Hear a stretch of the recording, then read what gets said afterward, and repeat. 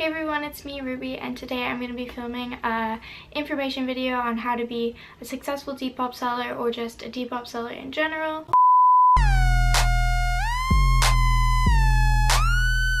I'm really excited about today's video because I mentioned in my weekly vlog if you guys wanted to see how to be a Depop seller. So many of you wanted to see this, so I decided to film it because I think I have gathered enough tricks and tips to give you guys about being a Depop seller. I'm just going to kind of explain it and how I do things.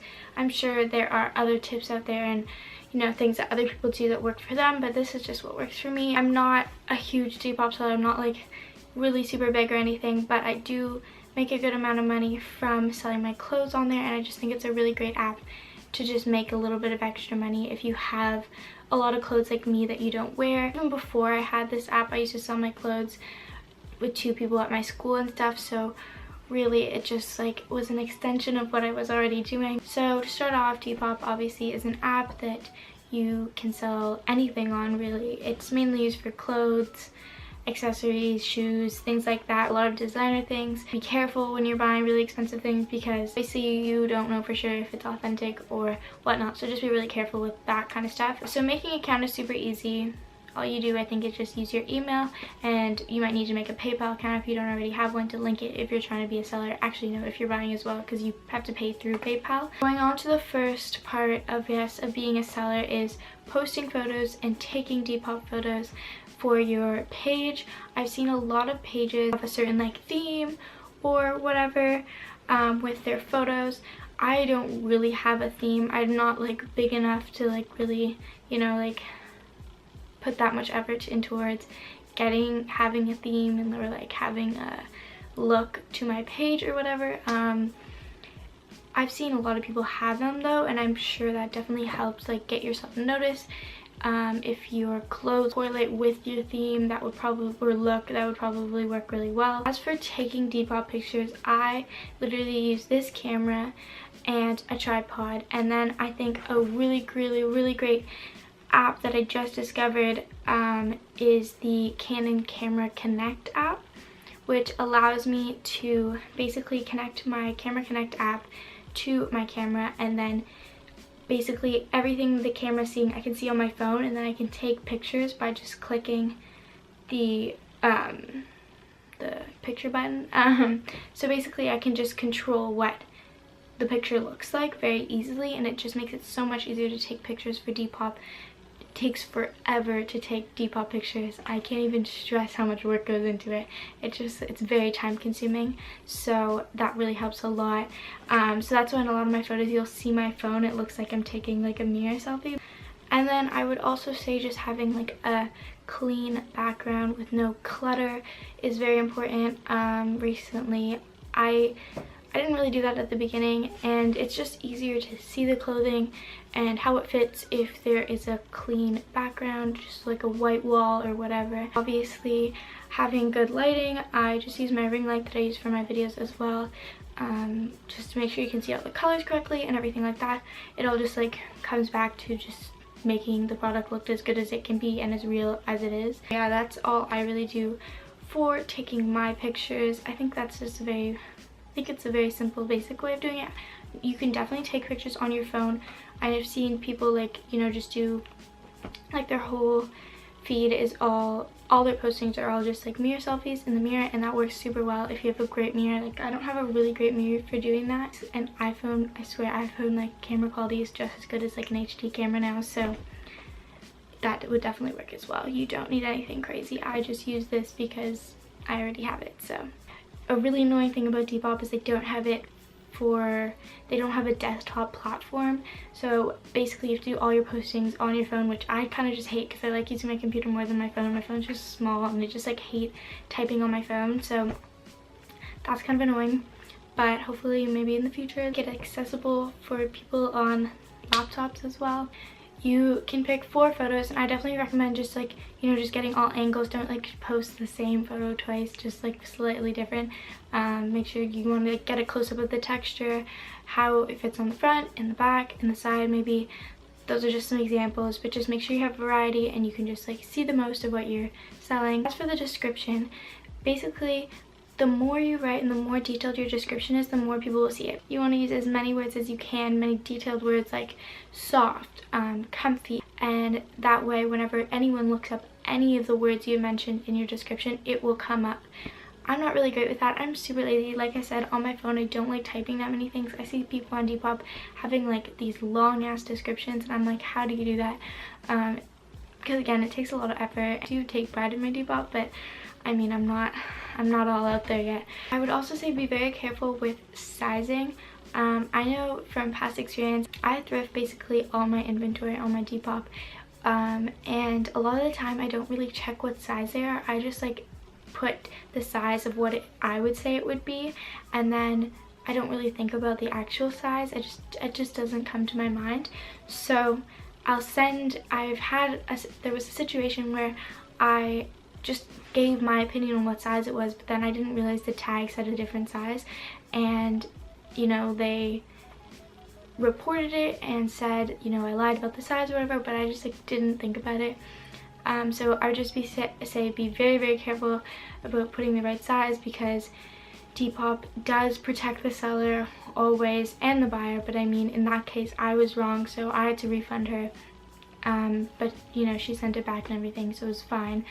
Also, if you want to go like the extra mile, I know people really, really like knowing measurements, like exact measurements, like waist, length, width, etc., like, you know, like of the sleeve, of the cuff, whatever it may be. People really like knowing all the measurements, which takes a lot of time to actually like measure and then write down for every single piece. But if you're willing to go the extra mile, I would recommend doing that, because people do find it very helpful and are more likely to buy something if they know the exact measurements. Now on to shipping and pricing, which is a very big one. I know this is a very, very difficult thing to do. Found at the start, you definitely lose money because you realistically can't charge the actual price for shipping to your buyers, because it's just so expensive. Like, I live in Canada and shipping is so expensive. I take into consideration how much I paid for it. So like I said, I thrift everything I get, but Toronto thrift stores are also very expensive. People seem to think that if you bought something in a thrift store, it was like $2, but no, it's like $10 or $15 for like a shirt, or you know, like you won't get anything at a thrift store for like less than $5. It's just not gonna happen in Canada.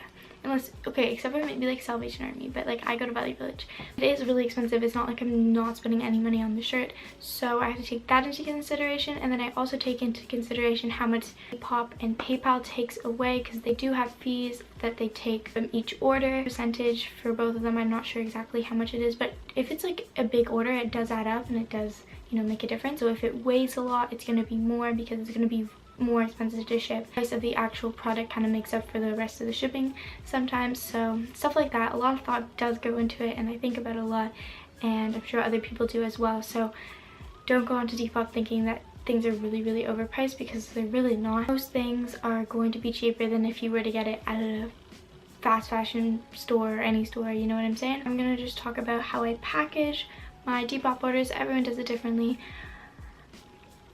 My way isn't like super cute or anything. I mean, I try to make it like a little bit personal. I do what I can, but yeah, I'll just show you how I package things. Basically, what I use to send my packages are poly mailers. I think a lot of people use these.